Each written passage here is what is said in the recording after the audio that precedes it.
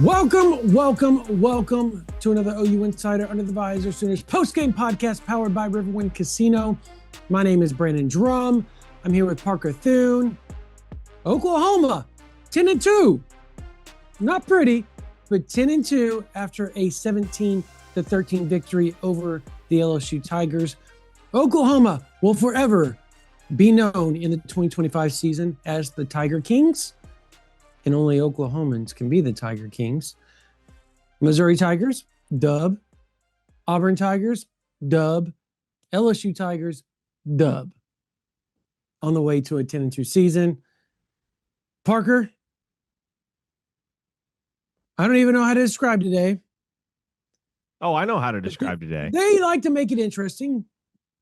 But go ahead. You do your thing. Yeah, they enjoy giving us all elevated blood pressure. En route to win after win after win after win. 10-2 is the final mark for Oklahoma in the 2025 regular season, exceeding basically everybody's expectations coming in. I think the over-under in Vegas was, 7.5?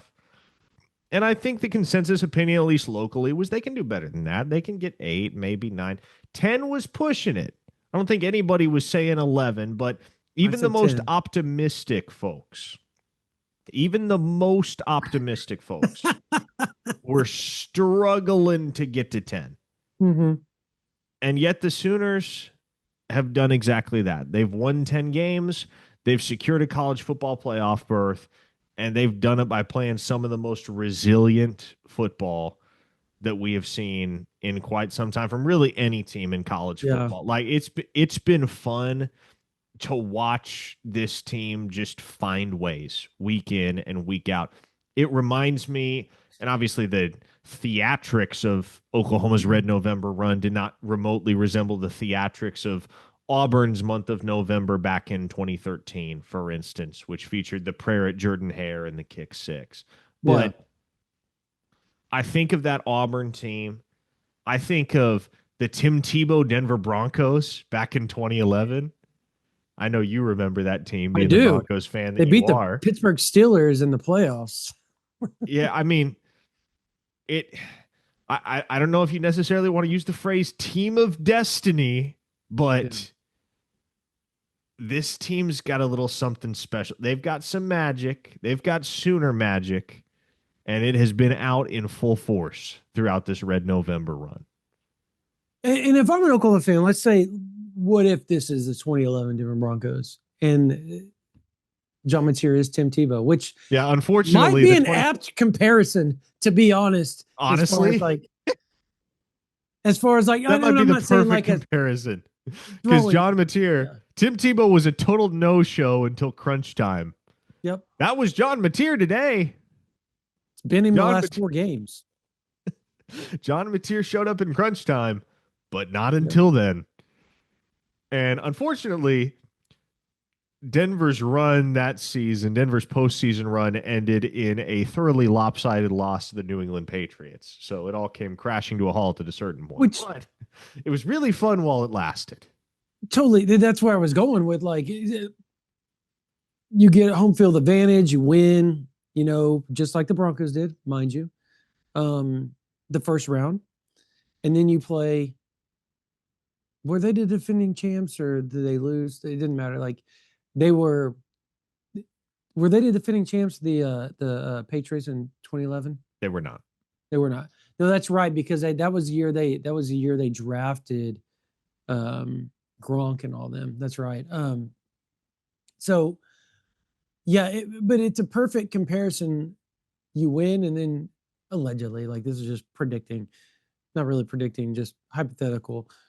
You win and then you lose to Ohio State, which could be considered the New England Patriots of college football right now with how dominant they've been the last few years. So, I mean, OU fans, I think, would be okay with it, honestly. They don't want to lose. But to go from 6-7 to that and to get a first-round win in the playoffs, I think every OU fan would sit back and go, okay, the program's moving in the right direction, which I think you can say now. Mm-hmm. And it's time to piggyback off that and see what you can do in 2026. We're not there yet. Oklahoma has a lot ahead of them still. They can make a run for all we know. Over the next 3 weeks, John Mateer, and I know this is probably huge hyperbole after what we just witnessed today, could come out and instead of throwing pick after pick after pick, could throw touchdown after touchdown for a couple straight games. I mean, he did throw for over 300 yards, breaking the streak of no 300-yard games after what was it, week 2? Or no, week 1, right? I don't I think think he his even first. threw for 300 yards in week 1. I think that was his first 300-yard game at Oklahoma. Okay. Okay. Well, there you go. Okay. There you go.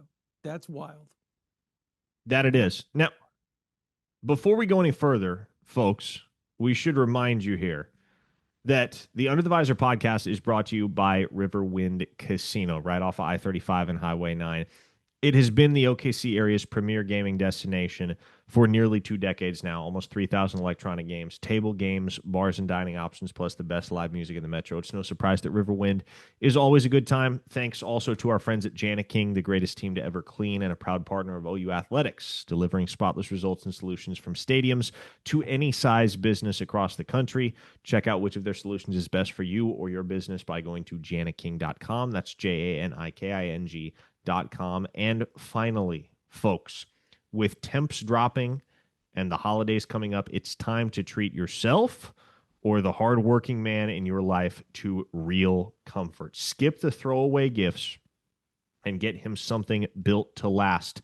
The Brunt Marin work boots. If you're not familiar with Brunt workwear, folks, let me get you familiar. Choosing work boots used to mean sacrificing comfort or durability. If they felt good, they didn't last, and if they lasted, they wrecked your feet. Brunt thought that was BS, so they built tough boots that feel great from day one. No break-in, no sore feet, because people out there doing the real work shouldn't have to choose between comfort and durability. And the great news is our listeners are going to get $10 off their entire order with code OU Insider at checkout. That's bruntworkwear.com and use code OU Insider. Order today and let them know you heard about Brunt here on the show.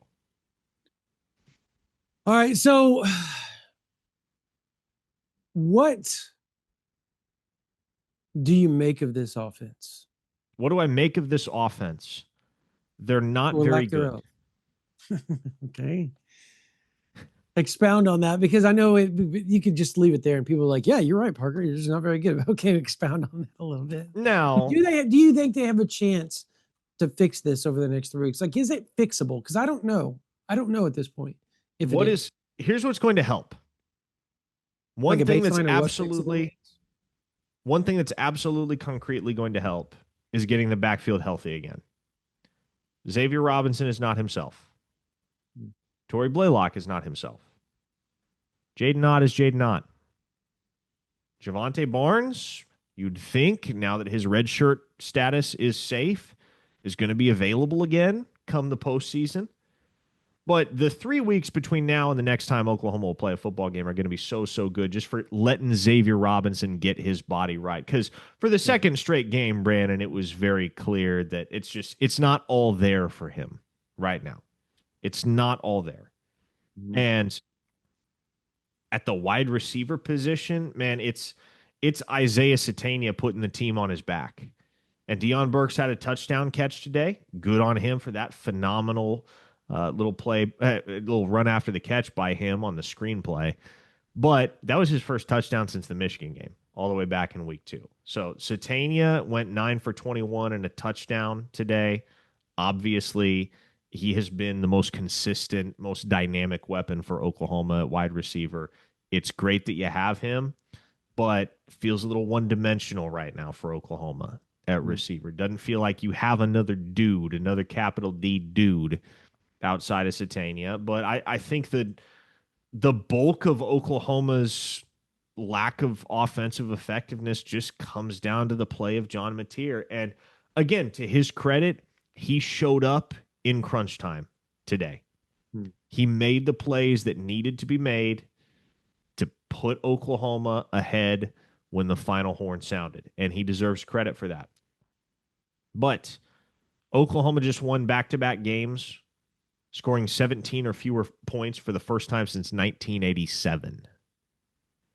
It's not a sustainable recipe knowing that you have a 4-game sprint to the title coming up in the college football playoff. Odds are it's going to take more than 17 points to beat Notre Dame or Texas Tech or take your pick, right? Like Oklahoma's going to have to play better offensively than they have to this point. Throughout the majority of this season. They played really well through the first 4 games offensively. Ever since then, ever since the thumb surgery, it's been a different version of John Mateer. And it can't be erratic John Mateer. Stable John Mateer, unspectacular John Mateer, that might be good enough for Oklahoma. Erratic John Mateer, the John Mateer that commits 3 turnovers that we saw today, that's going to get you bounced in the college football playoff. Yeah, so look, I'm tired of blaming the thumb. Yeah, I mean, you can't at this point. It's his mechanics. His mechanics are so bad right now. And I think you can fix a lot of what's wrong with him. Not necessarily his launch point with his throw right now, because that's something that you have to work on over the 8 months between now, whenever the season ends and when the 2026 season kicks off. And you can, and it can.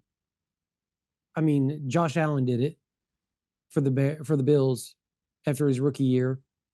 His arm got tired, so he went and got his throwing motion fixed and his launch point and everything, like completely fixed. I think that's something you can fix in the long term. Short term, footwork. Short term, his eyes. Short term, using his hips more, using his shoulders more, using things to dictate the defense. He did it.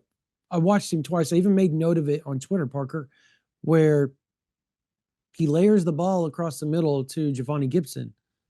And Giovanni Gibson gets I think it's like a 23 something. I don't remember how it was in the 20s as far as yards gained. This was in like the first or second quarter. But he used his shoulders and his eyes to dictate where the safety and the linebacker was going. And to me, he doesn't do that enough. To me, he walks up to the line of scrimmage. He looks at what he thinks the coverage is. And he decides, I'm going to Satania or Burks or Kanik. And he doesn't deter from that at all. Post-snap, the picture he has pre-snap is the picture he uses to decide where he's going to throw the ball. And you cannot do that as a quarterback. So footwork can be fixed in 3 weeks, 100%.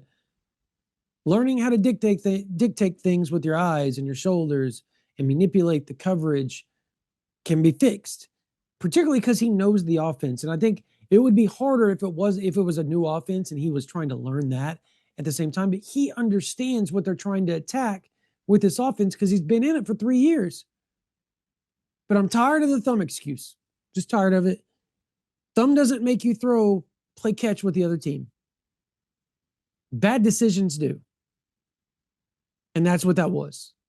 Yeah. Bad decisions. And the first pick. No. I'm not. I'm talking about the other two. I mean, and that's the launch point. That's the launch point. Yeah, I mean, but if we're just going through these, like first pick, obviously not his fault. Gets deflected at the line of scrimmage, completely redirected. Floats up in the air.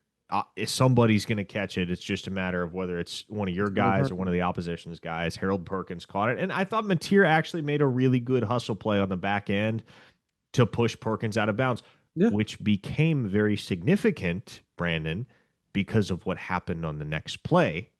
So props to John Mateer for that. Yep. But yeah, the second 2 interceptions in the football game, just bad decisions. And he almost had it again, though. That's my other issue. Is like he had 2 other ones that should have been picked. It was like Texas all over again. It was like he was pressing. So I asked Brent Venables, "Would you think they were pressing? Right? Do you think they were pressing? And do you think this is like the way they've had to play over the last 4 weeks or last 4 games is something they can latch onto because they've essentially been in a quasi playoff throughout the last, half of the season because Any loss and their goals are shot, right? So they had to win. They had the pressure. I thought today the offense pressed. I thought it pressed. I thought they were trying to win style points instead of winning the game, instead of taking what the defense gave you. And ironically, one of the plays that they scored on later on with Isaiah Satania, he did hit Giovanni Gibson across the middle on the play, right? However, the very next play he throws a pick. If he just throws it to Jermichael Carter, who's wide ass open in the end zone with nobody within 30 yards, much like the Satania thing, the exact same route, the exact same formation, the exact same coverage that LSU was running. I asked somebody on the field, and I talked about this on the Rapid Reaction.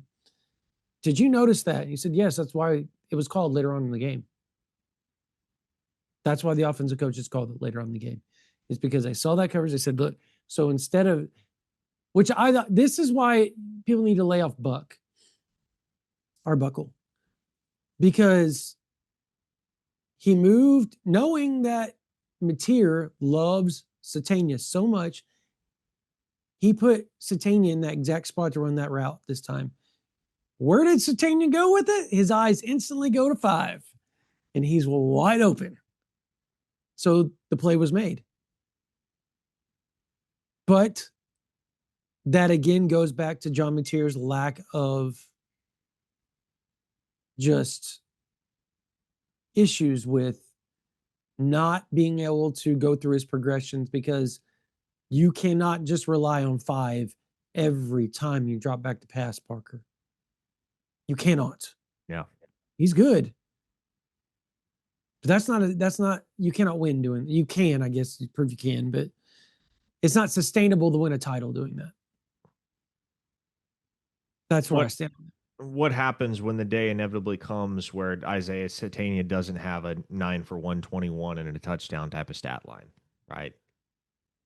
You can't be one dimensional in the pass game, and it feels like Oklahoma's only real dimension, at least consistently, is Isaiah Satania. I thought Jaron Kanik was good today. He made his presence felt, caught 6 passes for 54 yards. Obviously, Giovanni Gibson had a couple nice moments. He also had one terrible drop over the middle that was pretty inexcusable. And, man, I'm so uncomfortable about what the future holds for this team, because without question, it was reaffirmed again today. They have a championship level defense and maybe the best defense in the country. They have a championship level special teams unit and maybe the best special teams unit in the country. I mean, 2 of LSU's 3 scoring drives today started in plus territory. And so you can't drive the ball on Oklahoma's defense, not consistently. This unit is unforgiving. They're vicious. They're going to get our Mason Thomas back. And, man, it's so easy to look at what Oklahoma does in those 2 facets of the game, defense and special teams, and rightfully label them capable of playing with and or beating anybody in the country. But what are you going to get from the offense? What can you get from the offense at this point? Like, is this offense capable of going out and scoring 30 points? Or is this just what they are? Are they going to be a frustrating, stop and start type of unit that is wildly inconsistent with regard to moving the ball and sustaining drives and keeping the ball out of harm's way? It really does feel like, Brandon, as though this football team is going to go as far as John Mateer takes them. Because, yes, the running game has to get better. Yes, it feels like Oklahoma needs to find somebody that they can rely on in the passing game with consistency other than Isaiah Satania. But 60 to 70% of the issues that this offense experiences on a week-to-week basis are simply because John Mateer just isn't playing well enough. And there was a point. There was part of me that genuinely believed after the 3rd interception today that they were going to turn to Michael Hawkins. And I don't think anybody would have faulted them for making that decision at that point. But They stuck it out with Mateer, Mhm. and he vindicated himself. He threw those 2 touchdown passes that ultimately were the difference in the game. But he's going to have to play better. That is a non-negotiable if Oklahoma wants to genuinely compete for a championship. You made it to the dance. That's Yeah. great.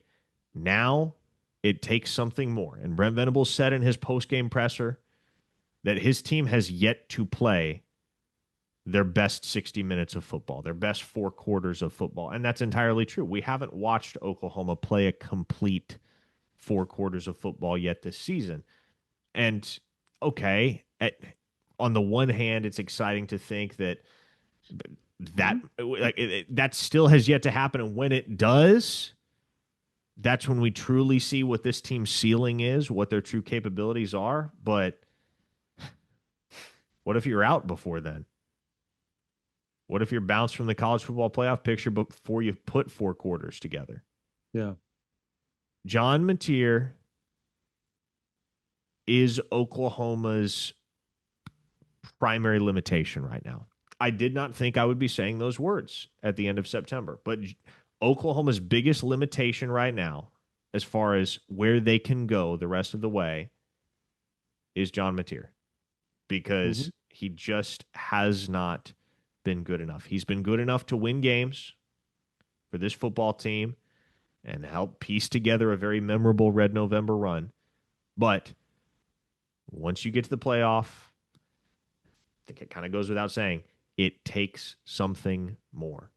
You have to be playing better football when the postseason rolls around than you were in the regular season. John Mateer's got to level up his game. Has to happen. They also need Xavier Robinson to be healthy. Mm-hmm. Like that is, he has zero knees right now, folks. Like zero knees. Like both knees banged up as all get out. He's wearing braces on both knees. Like it's very telling. He looked miserable out there today. Like every time he would run onto the field, you could just tell every step hurt. But they say he's the toughest player on the team, and I can totally see it. I think the team kind of tries to take a little bit from Xavier in his mentality of always playing through injury. Um, he is he's outside of R. Mason Thomas and obviously Jake Michaela. He's like the one guy you look at and you're like, thank God they get 3 weeks and they're playing a meaningful game. So you're going to get to see the best of. Like you're not going to get to see guys sitting out. Players aren't going to not play because they're trying to. Now you'll probably have some guys that transfer out right between now and then, or announce that they're transferring between now and then. That's not going to be shocking because that's this time of season. But for the most part, of the 85 or whatever the heck is, I think it's still 105. And I think they're just going to make the SEC 100, stay 105 instead of knocking it down to 85. Is that correct? Am I understanding that correct? I suppose. Yeah, because SEC is going back to 105 allegedly. Um, but my point is that you're going to have the majority of that, whatever the amount of the roster number is, playing. And of those guys, R. Mason Thomas, Xavier Robinson, those are the guys you look at, and obviously Jake Michael, but he's going to be he would, if this game was held next week, he could play. He was probably going to play, but those guys like right now, Parker, they have a chance to actually heal, and the team, all the banged up, and you don't want to use the excuse of John Mateer with his thumb. But what if? What if over the next 3 weeks he actually gets to like rest his hand and his knees because he does have a sprained knee too, right? Like Well, rest had. all or had it, yeah. But you get to rest up and you're not going to be banged up. And maybe you play somebody that played in a conference title that doesn't have the luxury of sitting out for 3 weeks like you do. They get 2 weeks, but that extra 7 days is meaningful, Parker. It can be huge moving forward. It So is. I'm excited to see what like a healthy Oklahoma looks like. We haven't got to see that. Like, what does it look like? I mean, no, we haven't seen 100% healthy version of Oklahoma, but we've seen Oklahoma at close to full health, which I think practically is about as good as you can hope for if you're a Yeah, college probably football Michigan, team. right? You're always going to have guys banged up, and getting our Mason Thomas back is going to be huge. Getting Xavier Robinson back to full strength and full speed, that's going to be huge. You may have some absences here, absences there. We'll see how long term Michaela's uh, unavailability is due to what he's dealing with right now, which, as we reported on OUinsider.com and Brent Venables confirmed after the game, it's an infection that Yeah. he is dealing with. And so I think this team can be dangerous in the college football playoff. To me, it has much less to do with health and much more to do with the play of John Mateer. This team's going as far as John Mateer will take them, and it's Yeah. as simple as that. And I, I think what we learned today is that in crunch time, John Mateer's a guy that's going to show up. But what is it going to take for him to play like he does in crunch time before crunch time rolls around? Because you're not going to be able to wait on crunch time against the Alabamas and Georgias and Ole Misses of the world in the Yeah. playoff field. That's scary. Um, Defensively, just I will say I thought LSU started to get some things with cutbacks. With it didn't matter what the running back was in there. There was a lot of cutback lanes that we haven't seen Oklahoma give up. And I don't know if it was because they were playing differently or aggressively in on the front side and keying differently than maybe they had with other teams. But that cutback lane, it felt like LSU got some things going with the run game a little bit. Not a lot, not a lot to where you go, okay, like their OU's in trouble. But it was like something that we hadn't seen OU give up over the last few games. Like it was different. It felt a little different as far as the run game goes. There were no sacks on either team, which is weird.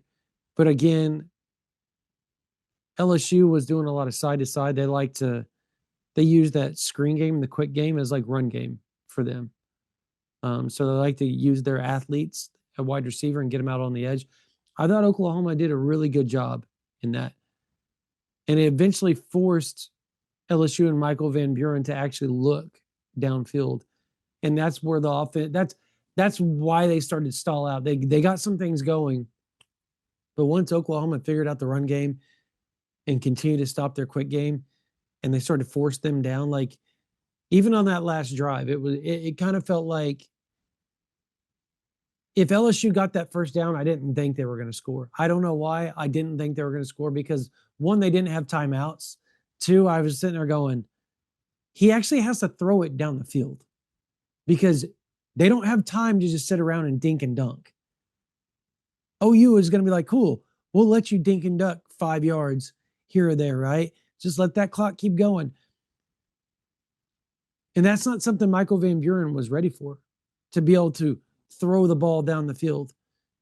I thought LSU moved the pocket really well for him and did some misdirection rollouts and stuff to try to get OU a little off kilt and kind of out of position because they play so aggressively.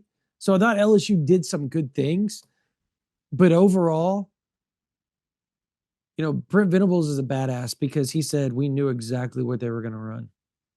Like he said, they lined up exactly like we thought they were going to line up, and we ran the play call. And he goes, "I'm not trying to be cocky or conceited or whatever he said, arrogant about it, but he said it was what it was, and we knew what they were going to do."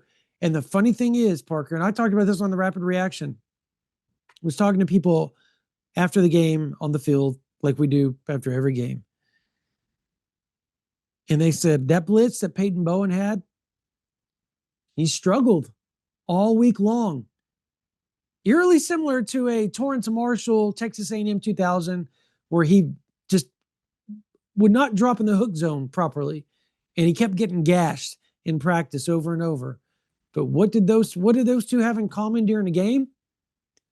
They did exactly what they were told to do and how they were told to do it, and it ended up in OU winning the ball game because of said plays, i.e., Peyton Bowen was told, stop slowing down on your blitz and go right at the outside shoulder of the quarterback because he was trying to slow down and try to make a play instead of just screwing with the quarterback. He goes right at the quarterback, jumps straight up in the air like he was supposed to, get in the quarterback's face, and the game's over. He did exactly what he was told to do, something he struggled with during the week. I love stories like that because that goes back to coaching. Like, that goes back to coaching. Brent Venables and his staff on defense are absolute beasts. This defense is so well coached, man. Huh. So well coached. And I love watching the way that they swarm to the football.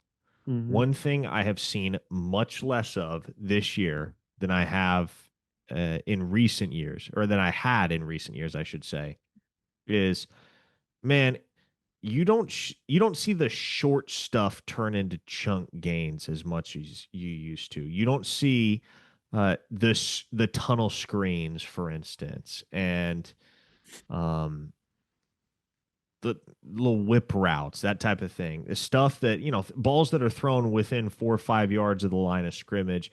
You don't see receivers making plays after the catch and popping it for an extra 10 or 15 on this Oklahoma defense the way that they used to do with pretty great frequency. And it's a credit to everybody at all levels, man, because it's like everybody flows to the ball. And they're reliable tacklers. They're all freakishly athletic and are good with their pursuit angle. And everything about this defense, man, everything about this defense is elite. Every single aspect of the way that they operate is elite. It is a sight to behold. It feels like one of the vintage Clemson defenses from Venables' heyday on Dabo Swinney's staff. I mean, this is a really, really fun defense to watch. It is the heyday of Oklahoma's back defensively. The fun, aggressive style is back. And the culture, the winning. Like this is the type of season that OU fans have been craving for so long. And I'm happy for them. I'm happy they get to see it. I'm happy they get to experience winning again, being a contender for something.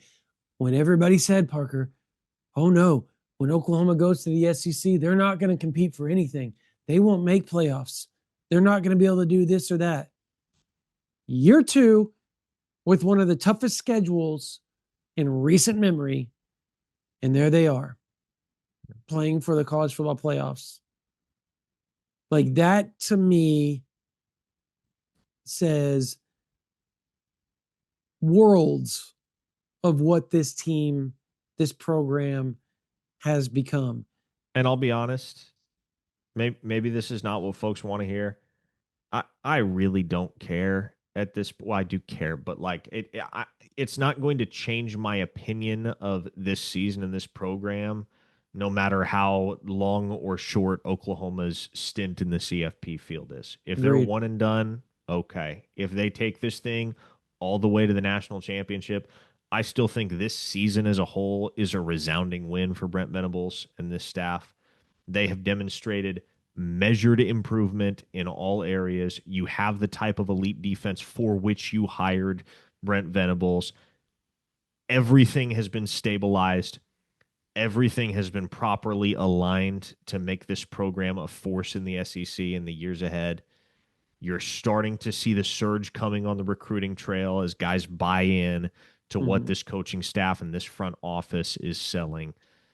And I think 2025 at this point, regardless of what happens in the postseason, is a smashing success and should be regarded as such for Oklahoma. Now, I will say this. going into next season, you have got to have an open quarterback competition. That's how I look at it.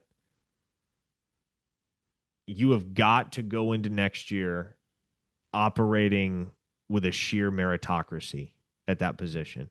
Mm-hmm. You cannot fully commit to John Mateer being your guy in 2026 and just ignore whatever the competitive results on the practice field may be. No, you have to give Michael Hawkins a shot to win this job. You have to give Whit Neubauer a shot to win this, or whoever it might be, whoever is on this roster, Bo Bentley, even as a true freshman. Like, what you cannot do is operate with the intent of just running this back the exact same way with John Mateer in 2026 and not making him earn that job all over again in spring and in fall camp, because that's there's a lot of things wrong with that. But for one thing, I think it sends the wrong message to the fan base. I think it sends the message that you're content and pleased with what you've gotten out of Mateer in 2025. And I'm not saying it's bad. It hasn't been bad, but it has not been satisfactory to the degree that you should be willing to just lock him in as your guy for 2026. And he's our starter. Like, this is it. This is the direction. Um, it's going to be more of the same in 26. No, like, you have got to make it apparent, make it clear to everyone internally and externally that you were going to be playing the best guy at the quarterback position next season. And if that's Mateer, if he goes and wins the job outright, then great. Mm-hmm. But if it isn't, you also got to leave yourself open to that possibility. There may be somebody else on the roster that, when given a full off season on a level playing field to compete with Mateer, could prove to be the superior option. That, to me, is the only thing that could seriously undermine the trust and the belief that this coaching staff has been able to cultivate amongst the fan base. Is if you just kind of turn a blind eye to competition at the quarterback position and dial in or zero in on Mateer as your guy in 2026. There has to be competition at that position, as there is at every position. And I know he's Arbuckle's guy. I know there's a lot of loyalty there, but it's got to be a meritocracy in my mind. Has to be. Does Oklahoma maybe go in the portal and For a bring in quarterback, somebody? Maybe a young guy that just competes. I mean, I don't know. Like, after what they've witnessed, is that like even on the docket this offseason at all? Behind the scenes, somebody reaches out to him and says, "Hey, man, interested to come and play? Is Mateer like locked in to be the guy? If not, we would love to compete with him and Hawkins." And this person is a good quarterback that the fans would probably jump all over taking him, right? If for nothing else, you would have a third quarterback outside of Bo Bentley that you feel comfortable throwing out there in a pinch, right? You'd have Hawkins, Mateer, and then whoever that and allow you to really save Bo Bentley if something like really goes haywire next year. mm-hmm. Like, I don't know. I mean, just something like. I I think at a certain point you don't want too many cooks in the kitchen, No, so I agree. you got to be careful. But yeah, man, I think there has to be an open competition at that spot come the Yeah, offseason. There just has to be. Like, the fan base has to know that if John Mateer is once again the starting quarterback in 2026, it is because he earned it and not yeah. just because he is the incumbent. So talking playoffs, as we record this, Notre Dame is up 28-0 on Stanford. Does the committee look at that and go, "Oh, they look so pretty when they play all these scrubs"? And Oklahoma's over here playing ranked team after ranked team, 7, Well, 8, 9, 10 win teams every week. Oh, but they're barely getting by in the offense. They may have had a close to 500 yards of offense, but they had 3 turnovers. It didn't look pretty. Do you dock them for that, or do you sit there and go, they have played a gambit of a schedule? You cannot knock them for struggling versus, mind you, LSU isn't a scrub. LSU gave Alabama all it wanted, right? Mm-hmm. So, like, what are we talking about here? Like, how is that going to be held against Oklahoma? Because there's some people that believe they will. I think that would just be, that sends a horrible, or why even be in a conference and play all this tough stuff if you're going to get docked when Notre Dame's out here playing every easy team walking the face of the earth? Look, I'll be honest, Brandon. I know you're going to say you don't care.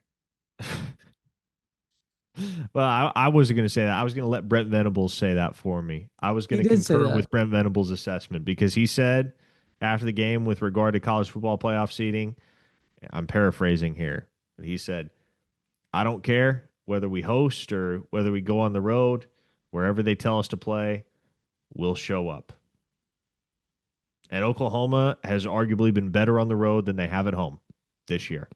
So, do I think it really matters where this team gets seated or what their matchup is or where they're playing their first round contest? No, I do not. This team is going to give absolute hell to somebody for 60 minutes. Do they win? Maybe. Maybe not. But they're going to give somebody one whale of a fight, and it's But going to be fun. but it's a reward to get to play at home in the first round.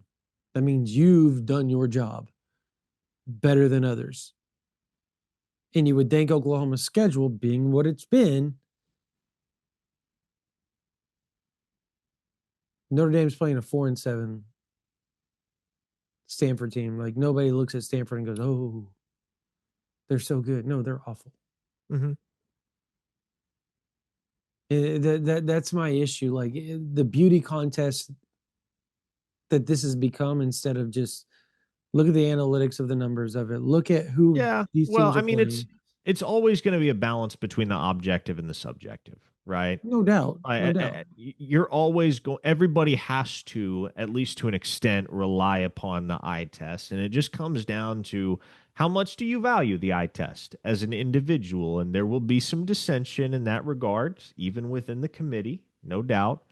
Mm-hmm. But I think the resume would tell you Oklahoma's a better team than Notre Dame. I think the eye test would tell you Notre Dame's a better team than Oklahoma in an overall sense. So, That's probably a good way to put it. yeah, But which do you want to rely on, the objective or the subjective? I'm not saying there's a right answer or a wrong answer, but that's really what it comes down to in that conversation. That's what it boils down to at its essence.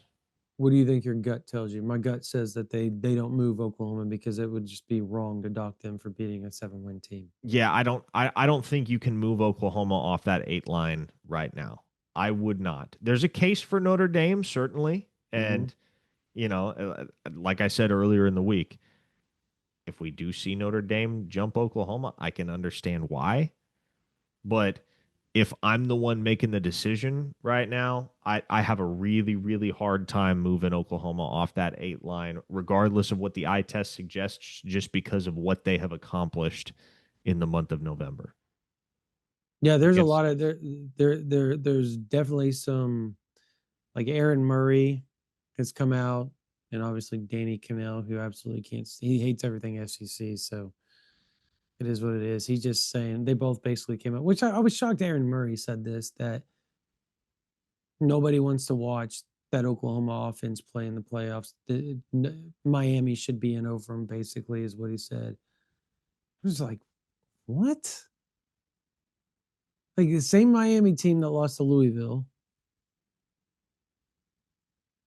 The same. You want to know what I think is going to save Oklahoma? The fact that their 2 losses are to two elite teams. So, like, being Texas and Ole Miss. I think the fact that Texas beat A&M saved Oklahoma. Like I think that and Texas fans are going to hate hearing that. They're going to hate it. It saved Like Oklahoma in what way? like if you're a committee member and you're going, well, Oklahoma hasn't looked great. They're winning, but they haven't looked great. The offense has struggled. I wouldn't call them a complete team, so I'm going to move Notre Dame ahead. However, Notre Dame lost to Miami. Notre Dame lost to A&M. Oklahoma lost to Texas, who obviously, and I know games aren't transitive, so it's really hard to do this puzzle that I'm piecing together here.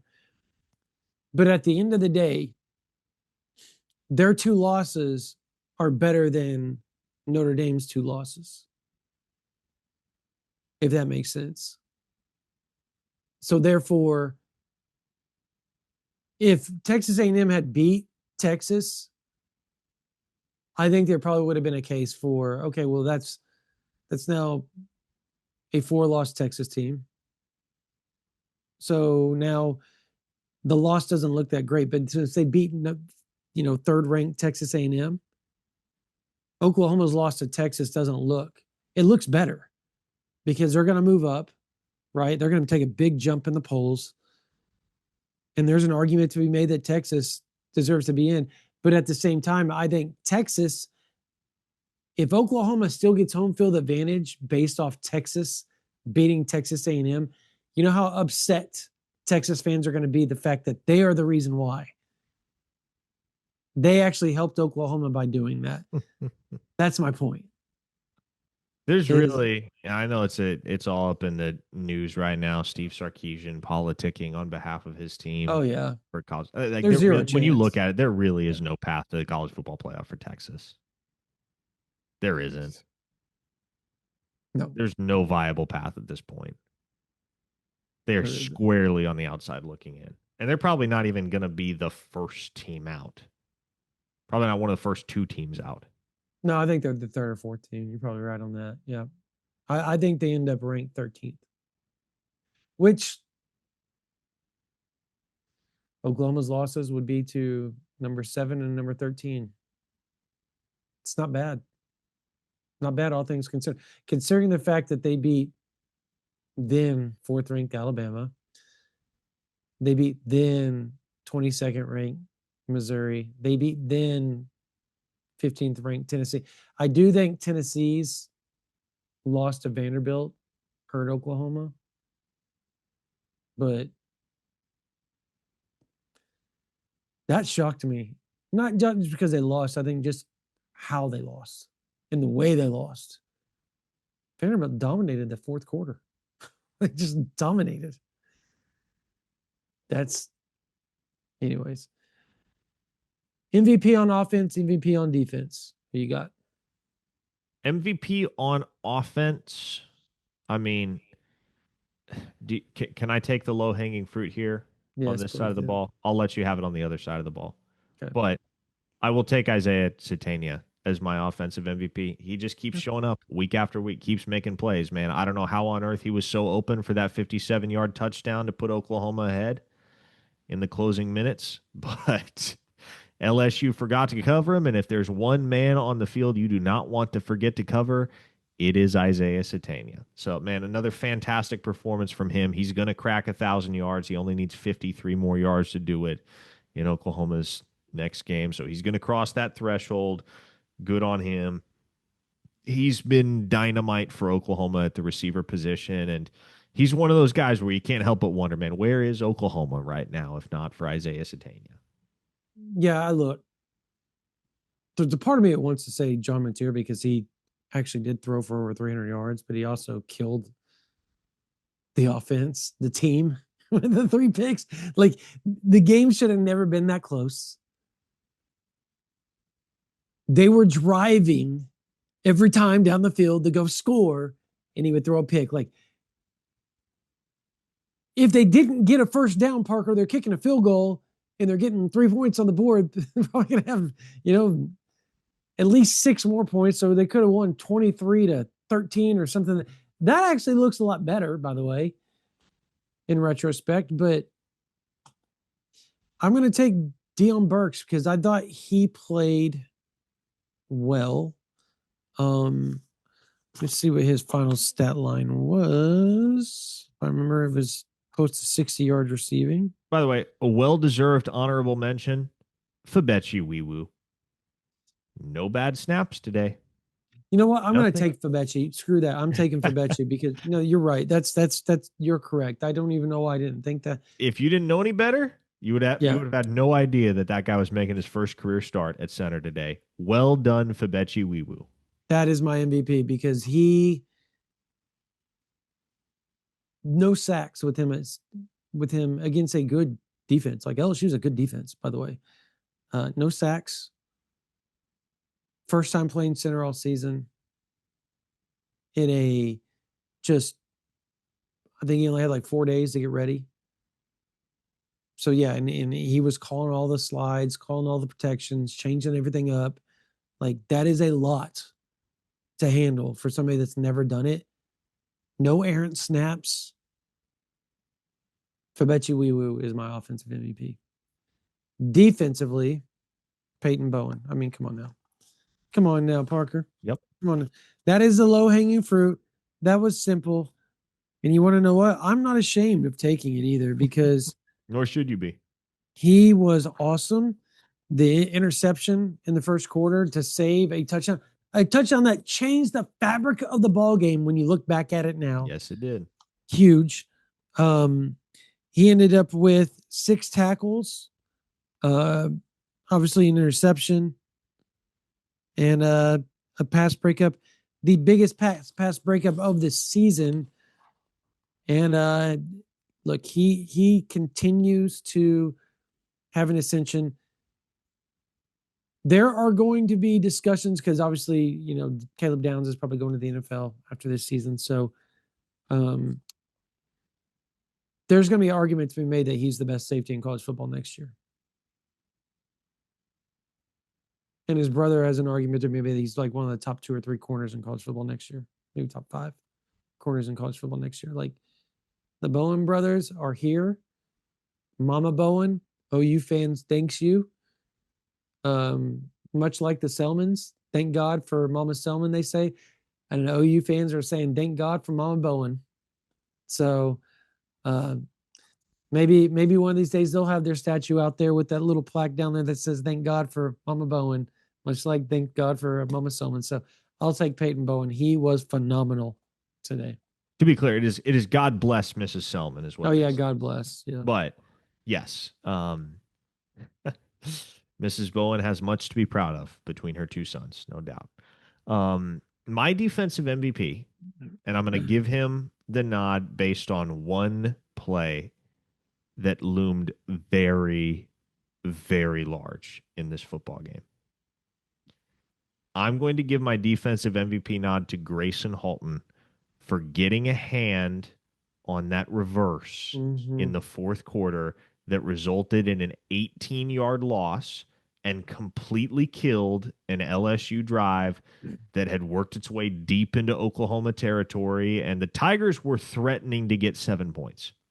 They were moving the ball consistently on that drive. They finally found a rhythm against Oklahoma's defense very briefly there. And then Grayson Halton shut it all down by getting a hand on that lateral, forcing the fumble, causing an 18-yard loss that briefly took LSU out of field goal range. And Michael Van Buren rebounded and completed a 19-yard pass to get LSU back into field goal range. They wound up taking a 13-10 lead there. But a 13-10 lead, I guess, you know, in the end, it's not all that different. Isaiah Satania's touchdown catch would have theoretically tied the game rather than putting Oklahoma ahead. But just with the way that that game had kind of flowed, a 17-10 lead would have felt a lot different than a 13-10 lead. Still one possession, but it feels a lot different because then you got to have a touchdown, right? Got to have it.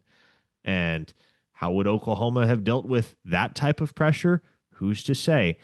End of the day, we didn't have to find out because Grayson Halton, who has developed a penchant for just making plays in key moments over and over and over again throughout his time at Oklahoma, came up with a huge one on his senior day. why I asked him about that today, that exact play you're talking about, and he said, because he's done that multiple times this year, by the way, where he's like got in the way of like a screen or a shovel pass or a jet sweep or something to that extent. He said it all happens so fast, but all he does, he says he doesn't see it coming. He doesn't know it's coming. He just shot his gap. He goes, I just shoot my gaps, and if it all works out, it works out, and it works out for him. He's either the luckiest dude walking the face of the earth on that, the way that it continues to happen to him over and over and over, or he has the quickest first step for a D tackle, and I'm going to go with the latter because he also is an amazing sack artist for a defensive tackle. He gets sacks in numbers that most D tackles do not get, and he's done it the last 2 seasons. So he's a really, really good player. I like your MVP as well. All right, that's going to do it for this version of the OU Insider Under the Visor Sooners postgame podcast, powered by Riverwind Casino. If you're not a member of OU Insider, look, Black Friday, Cyber Monday, whatever, we've got it going on for you right now. OU got another commit. They got another one, and There are more coming. Oh, it's going to be fun. And if you're over at ouinsider.com, we have information for you on just that. And it's perfect time to do it. 50% off. 50% off. You get the bundle. You get OU Insider, all of On3, access to every site on On3, access to all of Rivals as well, access to The Athletic for a whole year for $59.99, half off. It's regularly $119.99 for a whole year. To get all of that, it's only literally like $60. It's an amazing, amazing deal right now. And we've had a bunch of people sign up. So I want to thank all you Oklahoma fans for doing that. We do this because of you all. And that allows us to do this stuff for free. So this is what helps us out. So please, if you can, type in ouinsider.com in your URL, click that green button right now and sign up if you can to help us out. We've got thousands and thousands and thousands of people on there. It's fun. The community's awesome. It's super, super busy. OU's in the playoff. National Signing Day is coming up. Transfer portal's coming up, right? Who knows if coaching stuff's going to change or not at Oklahoma? We don't know. If it is, it's going to be more on the lower level ground floor. But we'll have all that information for you. Brody Lusley's got basketball covered for you as Porter Moser tries to go to the NCAA tournament again. The women's basketball we have covered for you. We'll have softball, baseball. Everything's covered for you over at OU Insider VIP at ouinsider.com. Again, you type it in your URL code, click that green button to sign up, and you get it for half off right now. Between now and Monday, Cyber Monday at 11:59 p.m., it is 50% off. So regularly $120, it's only $60. And again, you get The Athletic, On3, all of On3, OU Insider, and Rivals. That is a huge bundle, and that's a huge deal. That's just like it is a great deal that costs usually a couple $100 if you want everything together, and it's only $60 right now. So we'd love to see you on. You get to talk to Parker and I every day too. So there's that as well. If you like talking to us, if you don't know, you don't have to, but we'd love to. We'd love to see you guys on there. If you're not subscribed to this YouTube channel, subscribe, get the like button, hit the hype button, helps us out in the algorithms as well. It's free to do if you subscribe to this. If you subscribe to our podcast platform, whatever you're listening to this on, again, all free. And that helps us out as well. It helps us with ads, all that type of stuff to help keep bringing this stuff for free to you guys each and every week, each and every post game, all the content that we bring on OU Insider, YouTube, and all the podcasting platforms for you guys. All right, Oklahoma 17, LSU 13. Oklahoma's in the playoffs, and we're going to have that covered for you. For Parker Thune, my name is Brendan Durham. That's going to do it for this version of the OU Insider Under the Visor Sooners post game podcast powered by Riverwind Casino. We'll see you guys later.